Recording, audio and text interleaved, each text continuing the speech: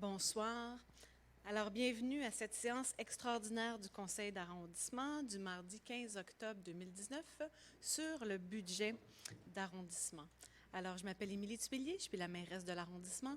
Je vous présente les conseillers en commençant à ma droite pour aujourd'hui. Alors, M. Jérôme Normand, conseiller du district du Sault-Récollet. Bonsoir.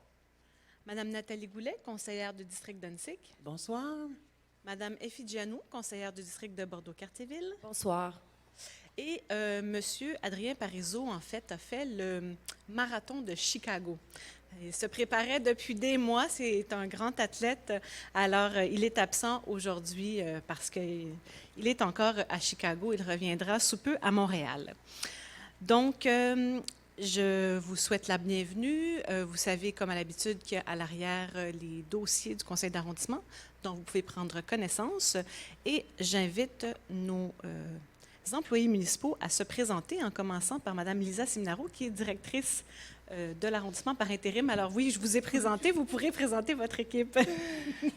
Alors, bonsoir tout le monde. Marie-Pierre Bousseau, directrice performance greffe et services administratifs. Chantal Châteauvert, secrétaire d'arrondissement.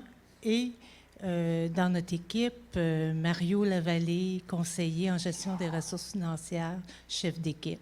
Je vais laisser le soin à mes confrères de se présenter.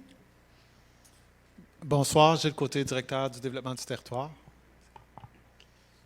Bonsoir, Dominique Paquin, directeur des travaux publics. Bonsoir, Jocelyn Gauthier, directeur culture, sport, loisirs et développement social. Et ce soir, je suis accompagné de Mme Isabelle Pilon, chef de division culture bibliothèque. Et nous avons aussi dans la salle Mme Michèle Blais, qui est chargée de communication à l'arrondissement. Alors, nous passons maintenant au point 10.02, Mme Châteauvert. L'avis de convocation est adopté l'ordre du jour de la séance extraordinaire du conseil d'arrondissement d'Annecy-Cartierville du 15 octobre 2019. Je propose. J'appuie. Adopté. 10.03. Alors, c'est la présentation du budget 2020 et du programme triennal d'immobilisation 2020-2022 de l'arrondissement d'Annecy-Cartierville. Alors, pour cette présentation, nous faisons une présentation en duo, Mme Busseau et moi-même, et vous me permettrez de souligner d'entrée de jeu, donc M. Lavallée qui met ses lunettes pour bien regarder le budget.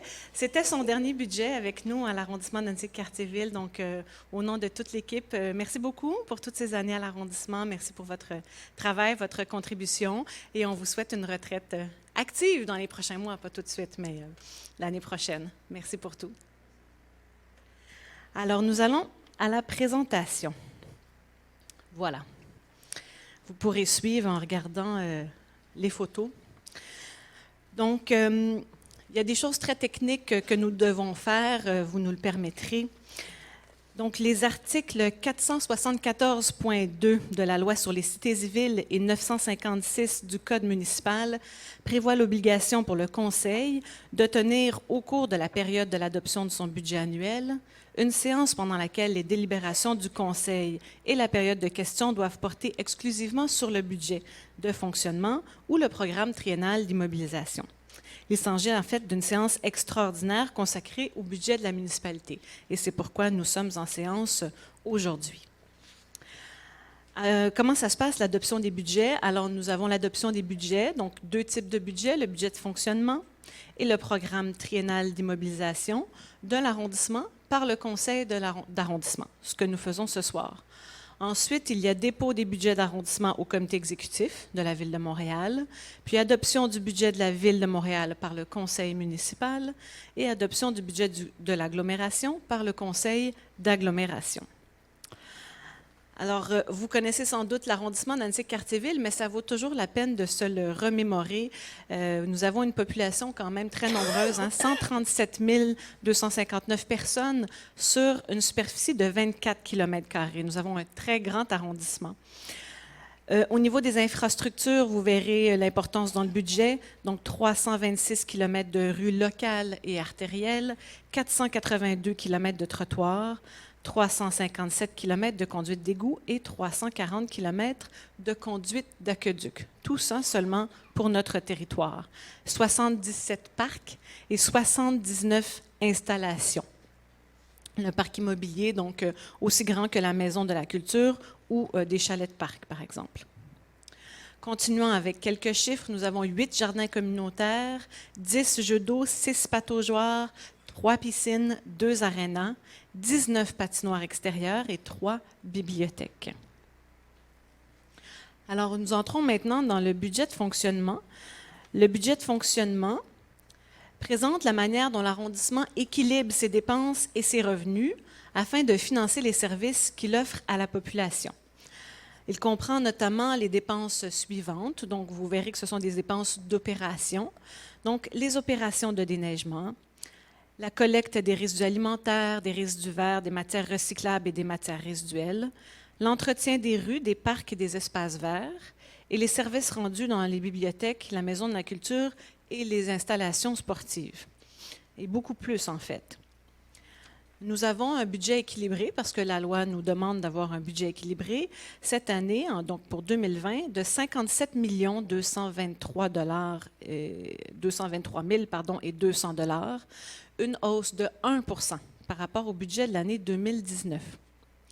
Il faut noter la fin de la réforme du financement des arrondissements. Nous avons aussi cette année une bonification des transferts centraux à l'égard des activités du déneigement des parcs et des bibliothèques. Donc, les transferts centraux, c'est l'argent que la Ville donne à l'arrondissement pour certains services. Nous avons aussi reçu de la Ville une indexation des transferts centraux de 1 %, une indexation de 2 % de la taxe relative aux services et une indexation moyenne des tarifs de 2 %. Et notez qu'il n'y a aucune augmentation pour les organismes locaux de sport mineurs et les usagers montréalais des bibliothèques. En lien avec le plan stratégique de l'arrondissement, donc vous connaissez le plan stratégique 2018-2021, l'offre de services à la population sera améliorée en 2020 par la mise en place de plusieurs programmes. Donc, l'adoption du plan propreté. Nous avons une bonification du programme Accueil et entretien dans les parcs. Ce sont les personnes qui travaillent dans les parcs. Et nous avons aussi un ajout d'effectifs pour assurer le respect de la réglementation, donc notamment des inspecteurs. Nous avons aussi la bonification du programme de subvention des couches lavables, un soutien financier au marché antique Quartier-Ville et l'amélioration des structures administratives pour assurer la réalisation des projets suivants: le Centre culturel et communautaire de Quartier-Ville et la gestion de la forêt urbaine avec le programme Un arbre abattu, un arbre planté. Je cède la parole à Mme Busseau. Alors, l'enveloppe budgétaire à l'arrondissement Antique-Quartier-Ville provient principalement du transfert de la Ville-Centre. Alors, en 2020, le montant de transfert sera de 47 816 500, soit une hausse de 323 100 $. De la taxe relative aux services d'un montant de 7 392 600, une hausse de 194 100. Revenu de sources locales de 2 14 100. Donc, pour un budget annuel 2020 de 57 223 200. Donc, comme vous pouvez constater, le transfert des services centraux représente 84 % du budget de fonctionnement, 13 % provient de la taxe relative aux services et 3 % du revenu de sources locales. On vous a mis le compte de taxes 2019, donc la présentation sera mise sur le site Internet de l'arrondissement. Alors, vous avez tous les détails qui sont inscrits, alors je vous réfère au document. Maintenant, on vous a aussi mis une estimation de la taxe relative au service d'une propriété unifamiliale d'une valeur moyenne. Donc, au dernier rôle d'évaluation 2017-2019, la valeur moyenne d'une propriété unifamiliale était de 513 100. Avec le nouveau rôle d'évaluation, le montant est maintenant de 588 100, soit une hausse de valeur foncière de 75 000. Il y a un étalement sur une période de 3 ans, donc 25 000 par année. Alors, si on regarde le montant de taxes relatives aux services 2019, le montant était de 227,82. Maintenant, le montant de taxes relatives aux services en 2020 va s'élever à 234,61, soit une augmentation de 6,79 $. Maintenant, une estimation de la taxe relative aux services d'un condominium de valeur moyenne. Donc, au dernier rôle d'évaluation, les condos, la valeur moyenne d'un condo était de 247 300. Il est passé maintenant au nouveau rôle d'évaluation 2020-2022 à 262 300, soit une hausse de valeur foncière de 15 000 $. Il y a toujours un étalement sur une période de 3 ans, donc 5 000 par année. Le montant de taxes relatives aux services en 2019 était d'un montant de 109,80. Le montant de la taxe relative aux services en 2020 s'élèvera à 110 $, soit une augmentation de 20 sous. Maintenant, les revenus de sources locales par activité selon les catégories du MAMO. Alors, au niveau de l'administration générale, on remarque une baisse de revenus de 70 000 $. Au niveau des transports, une hausse de 10 000 $. Au niveau de l'aménagement, urbanisme et développement, une hausse de 55 600 $. Et au niveau des loisirs et culture, une hausse de 4 400 $. Par contre, le revenu de sources locales demeure inchangé, soit à 2 14 100 $. Maintenant, les stratégies d'équilibre budgétaire. Donc, notre cadre financier, il y a des dépenses supplémentaires à prévoir, dont l'indexation des dépenses de rémunération, qui s'élèveront à 526 200, d'autres indexations à 372 100, et la consolidation de l'offre de services qu'on verra à l'annexe 2 de 781 300, qui totalise des dépenses à prévoir de 1 679 600. Maintenant, pour financer ces dépenses supplémentaires, l'argent va provenir principalement de l'augmentation des transferts centraux, donc 323 100, revenus supplémentaires de la taxe relative aux services de 194 100, de la rationalisation de nos dépenses de 915 100 et de la centralisation des postes au service 311 de l'ordre de 247 300, qui fait un équilibre au niveau du financement à 1 679 600.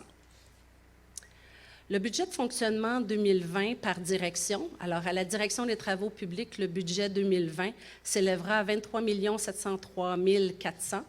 Performance, greffe et services administratifs à 11 492 500. Culture, sport, loisirs et développement social, 10 712 600. Développement du territoire, 8 620 400. Et la direction de l'arrondissement à 2 694 300. Les dépenses par direction, donc 5 % du budget est consacré à la direction de l'arrondissement, travaux publics à 41 %, culture, sport, loisirs et développement social à 19 %, performance, greffe et services administratifs 20 % et développement du territoire 15 %. On vous a mis l'organigramme de l'arrondissement. En 2020, la structure sera de 421,2 années-personnes. Budget de fonctionnement par effectif par direction. Alors, au niveau des travaux publics en 2020, il y aura une hausse de 2,3 années-personnes. Culture, sport, loisirs et développement social, un ajout de 3 personnes. Développement du territoire, un ajout de 3 personnes. Performance, greffe et services administratifs, une réduction de 3 personnes année. Et à la direction de l'arrondissement, 3 personnes année qui représentent le transfert des employés au service 311. Maintenant, la répartition des effectifs selon les priorités organisationnelles. Donc, dans le cadre du plan propreté, il y a un ajout de 4 personnes. Bonification du projet accueil, entretien, parc, 0,9 années-personnes. Création d'une nouvelle division à la direction culture, sport, loisirs et développement sociale de 2 personnes et régularisation de la structure opérationnelle division parc et division sport et loisirs de 2 personnes. Alors, les dépenses par activité selon les catégories du MAMO. L'administration générale, il y a une réduction de 686 000. Sécurité publique, 10 800. Transport, une hausse de 228 000. 228 000. Hygiène du milieu, 105 000. Santé et bien-être, 8 200. Aménagement, urbanisme et développement, 249 000. Et loisirs et culture, de l'ordre de 600 000 environ.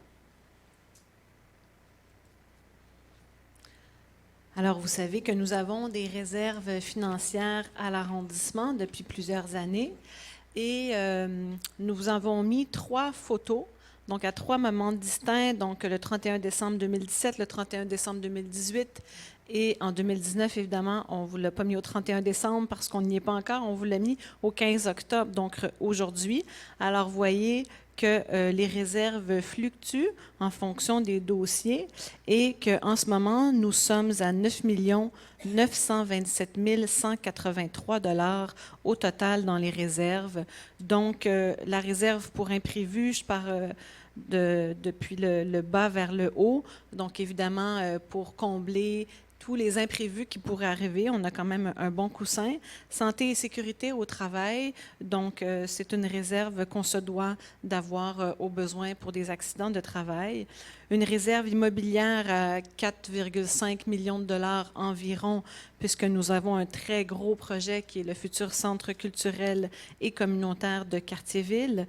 La réserve déneigement qu'on se doit de garnir, évidemment, en fonction des hivers plus ou moins neigeux que nous pouvons avoir. Donc, elle est en ce moment, cette réserve, à 895 000.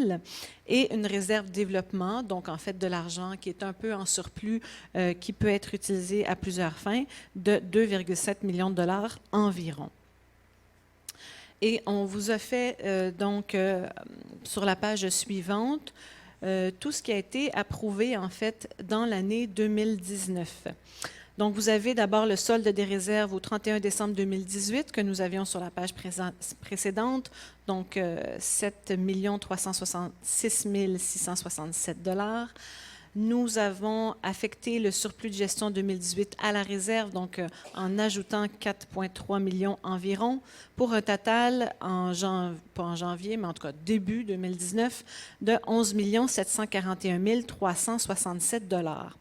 Alors, les projets qui ont été approuvés en 2019, donc une contribution à Solidarité Annecy pour le développement du site Louvain-Est d'un montant de 75 000 $.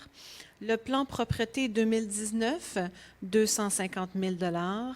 Le budget participatif 2019, 250 000 $. Le plan de déplacement, donc une contribution à Vélo-Québec pour nous aider avec le plan des déplacements autour des écoles, 38 684 $. Et nous avons fait une prévision pour les activités de déneigement jusqu'à la fin de l'année 2019 en allant chercher 1,3 million de $ dans les réserves pour un total en 2019 de 1,9 million de $ environ. Et nous avons récupéré quelques crédits de projets terminés de près de 100 000 $. Alors, c'est ce qui donne le total pour le 15 octobre 2019 à 9 227 183 $. Alors maintenant, pour le programme triennal d'immobilisation 2020, 2021, 2022. Alors, la planification des investissements que l'arrondissement prévoit réaliser au cours des 3 prochaines années. Cette planification peut être révisée chaque année afin de considérer les nouvelles priorités. Les dépenses effectuées dans le cadre du PTI peuvent être financées par différentes sources, entre autres par des emprunts, par les programmes de la Ville-Centre, des subventions, les réserves financières de l'arrondissement ou par une taxation locale. L'enveloppe triennale de 21 339 000 répartie également pour les années 2020, 2021, 2022, soit 7 113 000 par année. Or, les investissements sont répartis dans les différents programmes. soit 28 dans la réfection routière, 25 aménagement de parcs, 23 protection des bâtiments, 22 programme de dotation d'installations sportives communautaires et culturelles et finalement 2 programme d'achat de mobilier urbain et programme d'achat équipements informatiques. Alors, la répartition, programme d'aménagement des parcs en 2020, 1,5 million sera alloué. En 2021, 1,8 million. 2022, 2 millions. Programme de dotation installations sportives communautaires et culturelles, 2,2 millions en 2020, 2,4 millions en 2021, 0 en 2022. Programme d'achat de mobilier urbain, 150 000 par année.